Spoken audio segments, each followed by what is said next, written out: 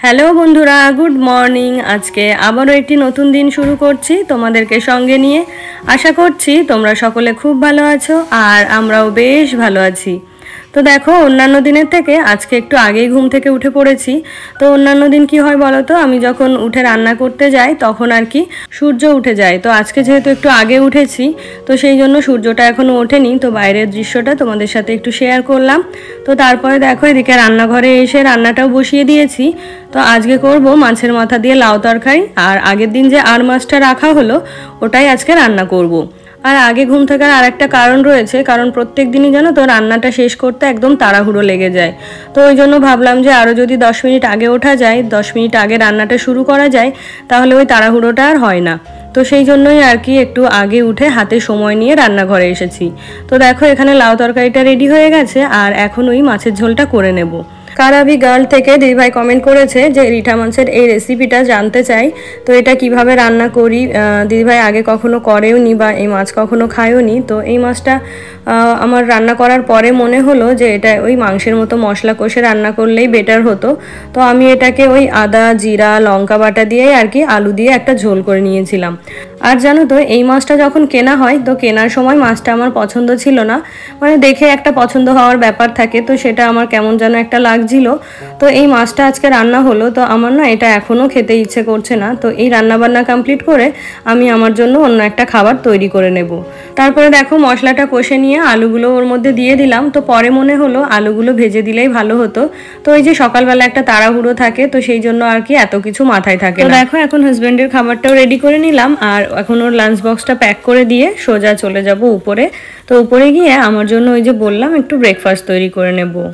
তো ব্রেকফাস্ট তৈরি করার জন্য আমি এখানে নিয়ে নিয়েছি আগারুর এজেন্সির মাল্টিকুক ক্যাটেল উইথ স্টিমার। তো চলো প্রোডাক্টটা এবার তোমাদের একটু ডিটেলে দেখিয়ে দিই। ফার্স্টে রয়েছে এরকম একটা গ্লাস লিড, একটা স্টিমিং বাস্কেট, একটা এগ বয়লিং ট্রে যেটাতে এরকম একটা হ্যান্ডেল রয়েছে, যেটাকে ইচ্ছে মতো অ্যাটাচ এবং ডিটাচ করা যায়। আর রয়েছে এরকম একটা স্ট্যান্ড, আর সবশেষে রয়েছে 1.2 লিটার ক্যাপাসিটির একটা ক্যাটেল। আর এখানে রয়েছে সুইচ এবং ইন্ডিকেটর লাইট। আর রয়েছে এরকম একটা ডিটাচেবল পাওয়ার কর্ড, আর সঙ্গে পেয়ে যাচ্ছ ইউজার ম্যানুয়াল। আর জানো তো, এই প্রোডাক্টটিতে রয়েছে 2 বছরের ওয়ারেন্টি, আর তার সঙ্গে রয়েছে বিভিন্ন টাইপের রেসিপি। তাছাড়াও এই ক্যাটেলটা কিভাবে ইউজ করা যায় সেই সমস্ত কিছুই কিন্তু এখানে লেখা রয়েছে। তো দেখো, আমি এখানে কিছু ইনগ্রেডিয়েন্টস নিয়ে নিয়েছি। তো এটাতে ওই যে বললাম ব্রেকফাস্ট বানাবো। তো চলো তোমাদেরকে দেখিয়ে দিই এই ক্যাটেলটা কিভাবে ইউজ করে। তো ক্যাটেলটাকে ফার্স্টেই ভালোভাবে ধুয়ে মুছে নিয়েছি। তারপরে এটা গরম হয়ে এলে এর মধ্যে কিছুটা বাটার দিয়ে দেব।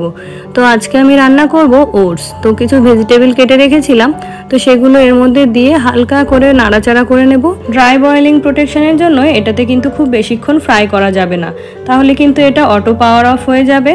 তো দেখো, এখন আমার পরিমাণ মতো এখানে জলও দিয়ে দিলাম, আর এখন এটাকে ভালো করে মিশিয়ে নিয়ে কিছুক্ষণের জন্য ঢাকা দিয়ে রেখে দেব।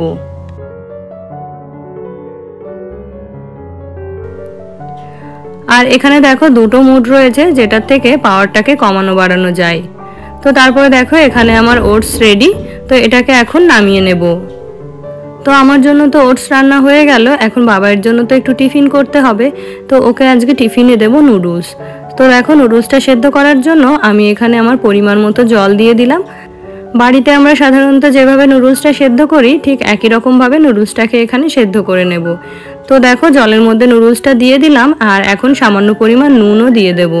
নুডলসটা খুব ভালোভাবে সেদ্ধ হওয়া পর্যন্ত অপেক্ষা করব। তো এরই সঙ্গে যে স্টিমিং বাস্কেটটা ছিল সেটাকে আমি স্ট্রেনার হিসাবে ব্যবহার করছি। তো তারপরে দেখো, সামান্য একটু তেল দিয়ে দিলাম, আর এখন যে ভেজিটেবলগুলো রেখেছিলাম ওগুলো দিয়েও হালকা করে এটাকে নাড়াচাড়া করে নেব। আবারও বলছি, ড্রাই বয়েলিং প্রোটেকশনের জন্য এটাতে কিন্তু খুব বেশি সময় ধরে ফ্রাই করা যাবে না। তো দেখো, এখন সামান্য একটু জল দিয়ে দিলাম, আর তার মধ্যে দিলাম একটু সয়া সস, আর দিলাম টমেটো কেচাপ। তো এখন সবজিগুলো দেখো সেদ্ধ হওয়ার জন্য কিছুক্ষণ রেখে দেব। তারপরে এর মধ্যে এখন যে সেদ্ধ করা নুডলসটা ছিল সেটাকে খুব ভালোভাবে মিশিয়ে নেব। তোমরা চাইলে স্যুপও রাখতে পারো, আমি যেহেতু এটা টিফিন বক্সে দেবো তার জন্য আমি এটাকে ড্রাই করে নেব। তো দেখো এখানে নুডলসটা তো রেডি হয়ে গেল। আর জানো তো বাড়িতে ডিম সেদ্ধ একেবারেই খেতে চায় না, তো ভাবছি ও টিফিনের সঙ্গে যদি একটু ডিম সেদ্ধ দিয়ে দিই তাহলে কিন্তু স্কুলে বন্ধুদের সাথে বসে খেয়ে নিতে পারবে। তো এখানে নুডলসটা নামিয়ে নিলাম আর এখানে আমি এখন দুটো ডিম সেদ্ধ বসিয়ে দেবো। তো দেখো এখানে পরিমাণ মতো জল দিয়ে দিলাম। তো তারপরে দেখো যে স্ট্যান্ডটা ছিল ওটাকেও এখন বসিয়ে দিলাম, আর যে ট্রেটা ছিল সেটাতে দুটো ডিম দিয়ে এখানে বয়েল হতে বসিয়ে দিলাম। তো বাবার জন্য তো ডিম সেদ্ধ রেডি হয়ে গেল, আর এখন আমার জন্য একটু স্টিম এগ বানিয়ে নেব। তো এটাতে চাইলে ডিমের পোচও কিন্তু তোমরা করে নিতে পারো। তো দেখো একটা ডিম দিয়ে দিলাম আর তার মধ্যে সামান্য পেঁয়াজ কুচি, লঙ্কা কুচি, টমেটো কুচি দিয়ে একটুখানি নুন দিয়ে এটাকে ভালো করে ফেটিয়ে দেব। তারপরে দেখো কেটেলটার মধ্যে একটু জল দিয়ে দিলাম আর যে স্ট্যান্ডটা রয়েছে তার উপর এখন এই বোলটাকে বসিয়ে দেব।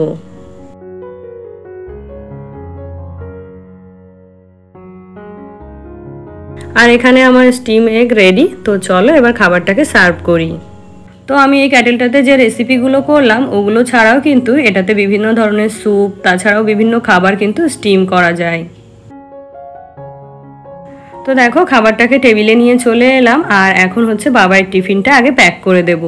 তো তোমরা কিন্তু চাইলে এই ক্যাটেলটা পারচেস করে এরকম সুন্দর সুন্দর রেসিপি এটাতে তৈরি করে নিতে পারো। অনেক সময় কি হয় বলো তো, আমরা যখন বাচ্চা নিয়ে ট্রাভেল করি তখন ওরা না বাইরের খাবার খেতে ভীষণ বিরক্ত করে। তো তখন যদি এই ক্যাটেলটা আমরা ক্যারি করতে পারি তাহলে কিন্তু এটাতে ইচ্ছে মতো অনেক খাবার রান্না করে নেওয়া যেতে পারে।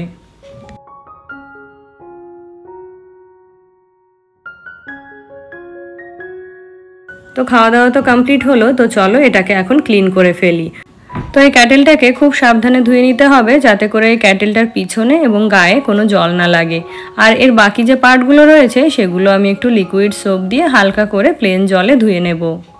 আর এই প্রোডাক্টটি যদি তোমাদের ভালো লেগে থাকে এর লিঙ্কটা আমি আমার ডেসক্রিপশনে দিয়ে দেবো, তোমরা চাইলে ওখান থেকে পারচেস করে নিতে পারো। তো তারপরে দেখো বাবাইকে রেডি করে স্কুলে পাঠিয়ে দিয়েছি, আমরাও সকলে সকালের ব্রেকফাস্ট করে নিয়েছি। তো তারপরে দেখো এখানে কিছু মালপত্র চলে এসেছে। তো তোমাদের আগের ব্লগেই বলছিলাম যে আমাদের ছাদে একটু কাজ করানো হবে, তো ছাদে হচ্ছে শেড দেওয়া হবে, তো তারই মালপত্র ওখানে চলে এসেছে। আর এখানে ওই যে মিস্ত্রি যারা কাজ করবে ওরা এসে একটু মাপঝোপ করছে। আর আমি এখন ছাদে এলাম কেন বলো তো, কারণ বাবা আমাকে ডেকে নিয়ে এসছে। আর বাবার একটা দিক হলো যে কোনো কাজ করার আগে বাবা কিন্তু আমার সাথে পরামর্শ নেয়।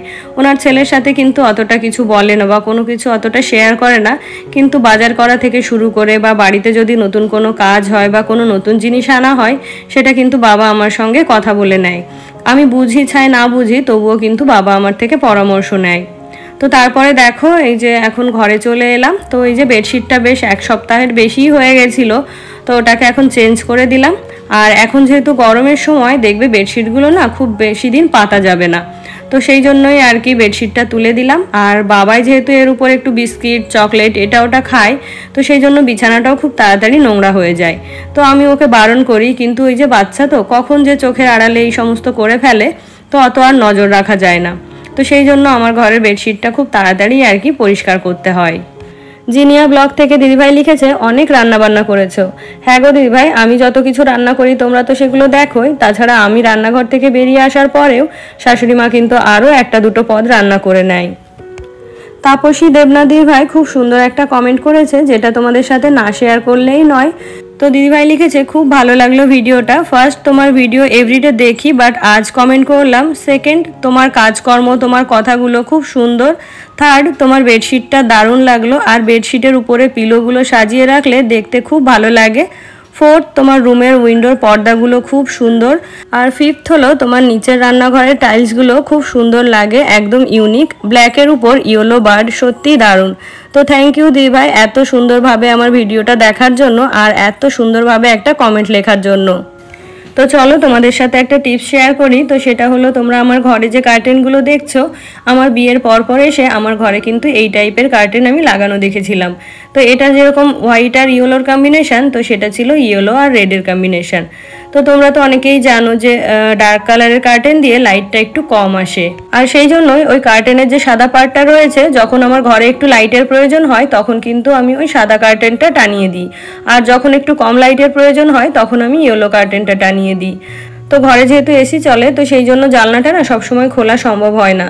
আর দেখবে ওই জানলা খোলা বন্ধ করা ভীষণ একটা বিরক্তিকর কাজ। তো এইভাবেই কিন্তু পর্দাগুলো আমি অল্টারনেটিভলি ইউজ করি।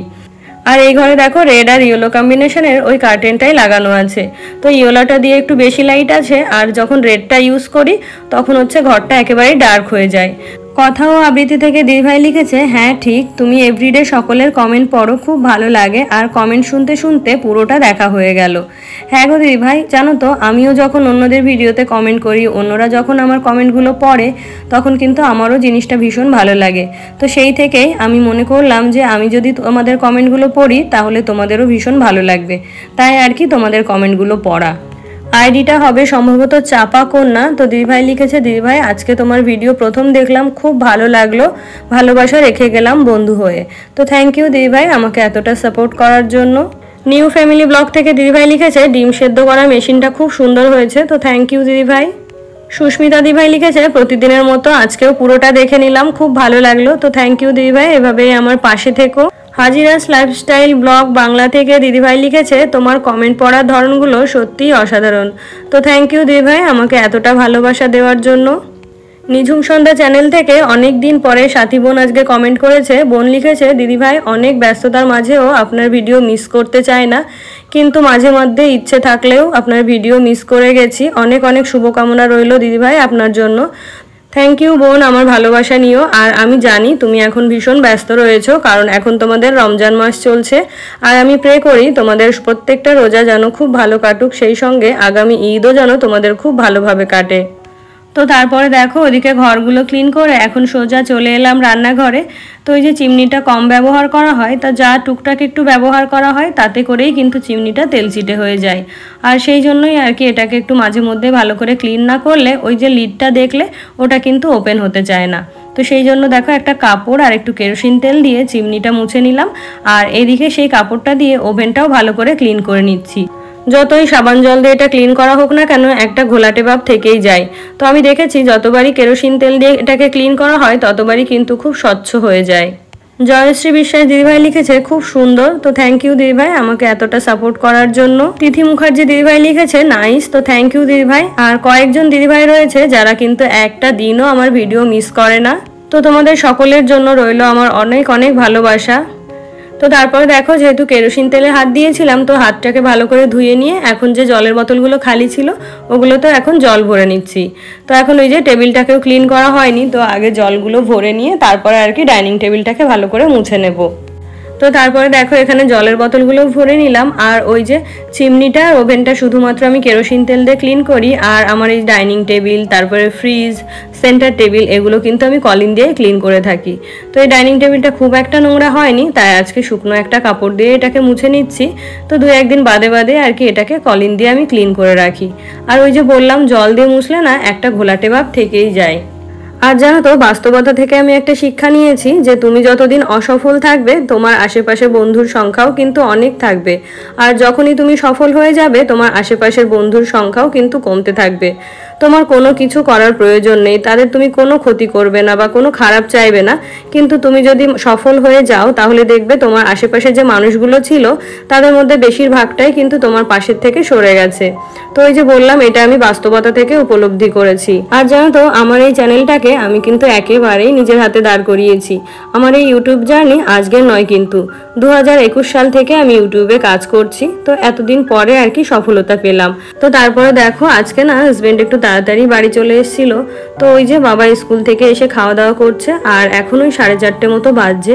তো ওকে খাইয়ে নিয়ে আমি উপরে চলে এলাম, আর এখন ওর জন্য একটু ফল কেটে নিচ্ছি।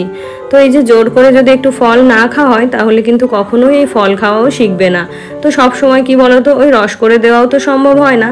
তো মাঝে মধ্যে মনে হয় যদি একটু কেটে দিই, যদি একটু নিজে চিবিয়ে খাই তাহলে কিন্তু খুব ভালো হয়।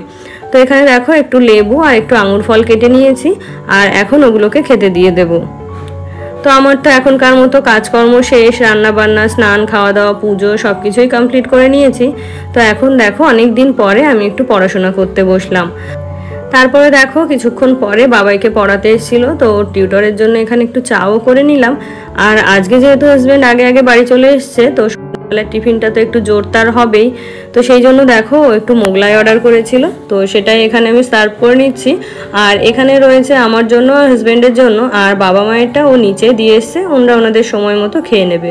তো বেশ কয়েকদিন হলো আমি একটু অন্য ধরনের খাবার খাচ্ছি, তো আমি এটা খেতে চাইনি। হাজব্যান্ড বলল আজকের দিনটা খাও, কোনো অসুবিধা হবে না।